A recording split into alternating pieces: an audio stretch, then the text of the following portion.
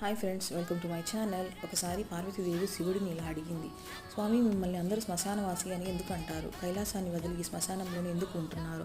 అక్కడ మనుషుల పురులు, జుట్టు, బూడిద ఇలాంటివన్నీ ఉన్న అపవిత్ర స్థానంలో మీరు ఎందుకు ఉంటున్నారు అని అడిగింది. అందుకు శివయ్య నవ్వుతూ ఇలా చెప్పాడు, దేవి, ఈ మొత్తం భూమి మీద పవిత్ర స్థలం ఎక్కడ ఉంది అంటే ఒక శ్మశానం మాత్రమే.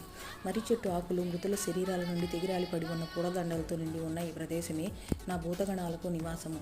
నా భూతగణాలు లేకుండా నేను ఉండలేను. వాళ్ళు ఉండే ఈ ప్రదేశమే నాకు పవిత్రం. ఇదే నాకు స్వర్గం, ఇదే నాకు ఇష్టం.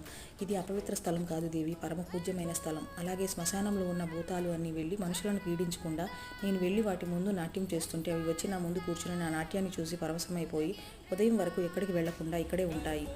మనుషులందరూ ప్రశాంతంగా ఏ బాధలు లేకుండా నిద్రపోతారు. నా భక్తులకు ఏమన్నా అయితే నేను తట్టుకోలేను దేవి, అందుకనే నేను శ్మశానంలో ఉంటాను అని చెప్తాడు.